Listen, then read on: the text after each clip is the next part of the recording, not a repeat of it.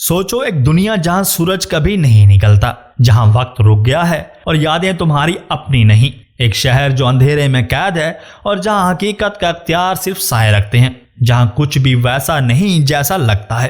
तैयार हो जाओ एक ऐसी दुनिया में कदम रखने के लिए जहां सिर्फ अंधेरे के जरिए रास्ता मिलता है।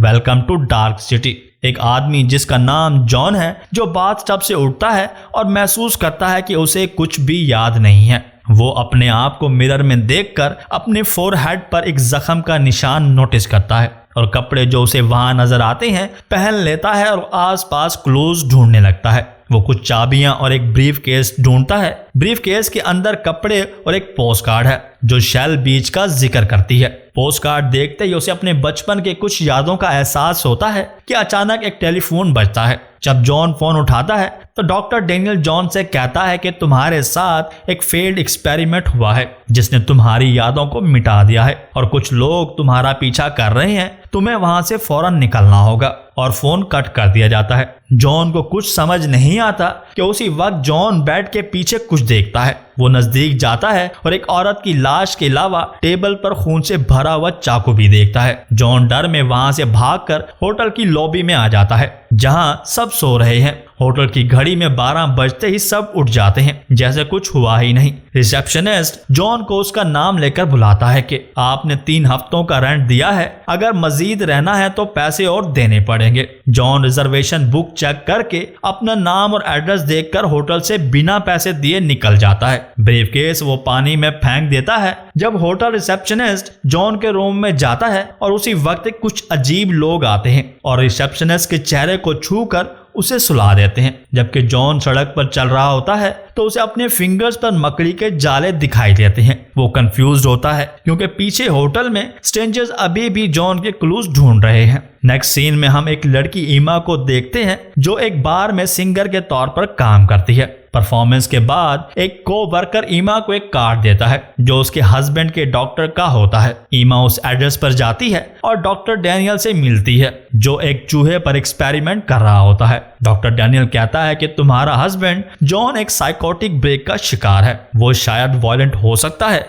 अगर वो तुमसे कांटेक्ट करे मुझे फौरन फोन करो। ईमा परेशान होती है क्योंकि जॉन को वो 3 हफ्तों से नहीं मिली होती और वो कुछ नहीं समझ पा रही होती। दूसरी तरफ इंस्पेक्टर फ्रैंक और उसकी टीम होटल में मर्डर की इन्वेस्टिगेशन के लिए आते हैं। एक और स्पाइरल स्केयर विक्टिम का केस मिलता है और फ्रैंक को लगता है कि जॉन इसका मेन सस्पेक्ट है। फ्रैंक कहता है कि यह इस महीने का 6ठा मर्डर है और जॉन मुजरिम हो सकता है। उसके बाद पुलिस स्टेशन में फ्रैंक फिंगरप्रिंट रिजल्ट चेक करता है और नोटिस करता है कि उनका शेप भी स्पाइरल है। उसी वक्त ईमा पुलिस स्टेशन में आती है अपने हस्बैंड जॉन की मिसिंग रिपोर्ट करने के लिए। फ्रैंक ईमा से कहता है कि मुझे लगता है कि तुम्हारा हस्बैंड एक किलर हो सकता है, तुम्हें संभल कर रहना पड़ेगा। फिर जॉन एक रेस्टोरेंट में जाता है जहां सर्वर उससे पहचान लेता है और कहता है कि आप पिछले हफ्ते वॉलेट भूल गए थे, मैंने यहाँ रखा है। जॉन विंडो के पीछे रखे वॉलेट को लेने की कोशिश करता है लेकिन मशीन ऑपरेट नहीं कर पाता। तभी 2 पुलिस ऑफिसर्स रेस्टोरेंट में एंटर करते हैं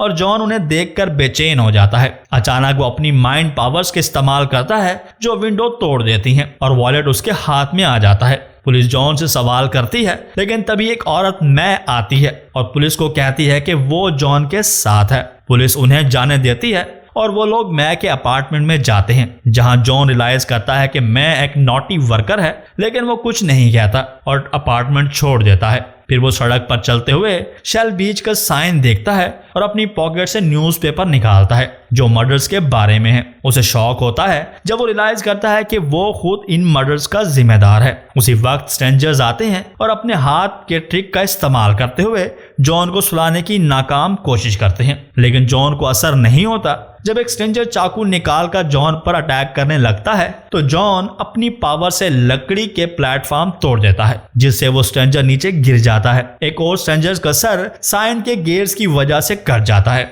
और जॉन उसका फायदा उठाकर भाग जाता है। फिर हम स्ट्रेंजर्स को देखते हैं जो आपस में डिस्कस करते हैं कि जॉन का पावर कैसे बदल रही है। स्ट्रेंजर्स का लीडर उन्हें बताता है कि हमारी पावर फेल हो चुकी है, ये इंसान हमारी पावर्स को अडॉप्ट कर रहे हैं, जिस पर डैनियल उन्हें एक्सप्लेन करता है कि जॉन की यादें अभी कम हैं, वो पूरी कहानी नहीं जानता मगर वो बदल रहा है। ये ह्यूमन सोल का असर है जो स्ट्रेंजर्स के पास नहीं है। फिर हम मिडनाइट में देखते हैं स्ट्रेंजर्स अपनी बड़ी सी घड़ी के नीचे होते हैं और ट्यूनिंग मशीन एक्टिव करते हैं। सारी सिटी की बिल्डिंग्स चेंज होती हैं और कुछ लोगों को नए मेमोरी सीरम्स इंजेक्ट किए जाते हैं। उनकी लाइफ बिल्कुल अलग बन जाती है। जॉन ये सब होता देखकर शॉक में होता है और सोचता है कि ये सब रियल नहीं है, ये एक एक्सपेरिमेंट है। उसके बाद जॉन अपने घर जाता है जहां ईमा उसका इंतजार कर रही होती है। ईमा जॉन से, तुम काफी दिनों से लापता हो, मुझे डॉक्टर डैनियल ने बताया है कि तुम्हारी यादें चली गई हैं। जॉन कहता है कि मुझे कुछ याद नहीं आता, बस एक चीज समझने की कोशिश कर रहा हूँ कि मैं वो किलर नहीं हूँ जो मुझे बनाया जा रहा है। ईमा उसे कन्विंस करने की कोशिश करती है,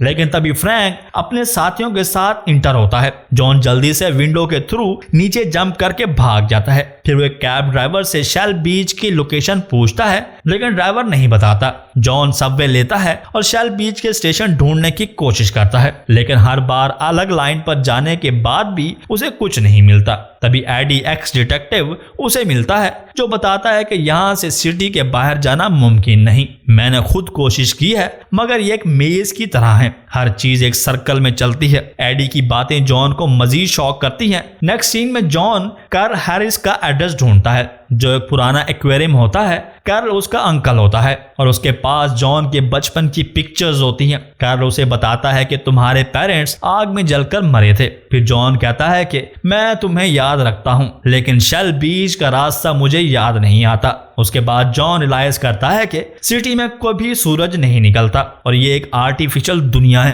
वो एक दीवार तोड़कर बाहर की दुनिया देखने की कोशिश करता है और स्पेस देखकर कहता है ये सब एक एक्सपेरिमेंट है, हमारी मेमोरीज, रिलेशनशिप्स सब फेक है। उसी वक्त स्ट्रेंजर्स ईमा को लेकर उसके पास पहुंच जाते हैं और जॉन को सरेंडर करना पड़ता है। जॉन को स्ट्रेंजर्स के लीडर के पास ले जाया जाता है जहां उसे एक बड़ी डिवाइस के साथ बांध दिया जाता है। स्ट्रेंजर्स का लीडर अनाउंस करता है कि जॉन की पावर को एक्सपेरिमेंट के लिए इस्तेमाल किया जाएगा और ये भी कहता है कि इंसानी सोल का राज जानने का वक्त आ गया है। अब तुम्हारे अंदर का हर सीक्रेट हमें पता चलेगा। डॉक्टर डैनियल शो करवाता है कि वो स्ट्रेंजर्स के लिए काम कर रहा है, लेकिन छुपकर वो जॉन को एक स्पेशल सीरम इंजेक्ट करता है जो उसकी पावर को मजीद बढ़ा देता है। डॉक्टर डैनियल जॉन से कहता है कि तुम्हारे अंदर वो पावर है जो स्ट्रेंजर्स को हराने के लिए काफी है, इसे कंट्रोल करना सीखो। और जॉन की आंखें चमकने लगती हैं और वो अपनी पावर का इस्तेमाल करते हुए डिवाइस को तोड़ देता है। पूरे रूम में वाइब्रेशन होने लगती है और स्ट्रेंजर्स भाग जाते हैं और जॉन अपना डायलॉग चिपकाता है कि अब मैं ये एक्सपेरिमेंट खत्म कर दूंगा। स्ट्रेंजर्स का लीडर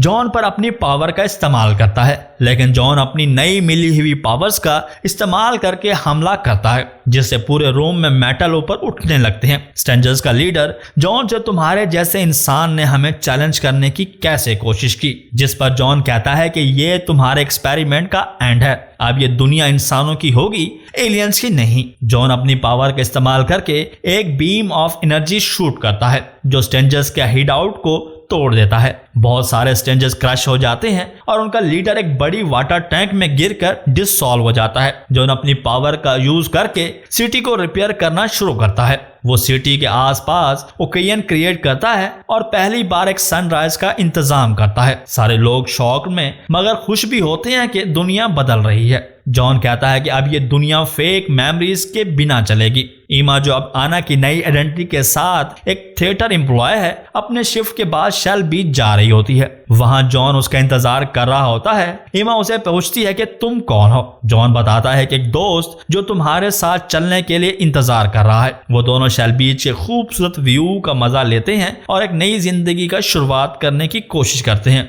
और यहीं फिल्म एंड हो जाती है।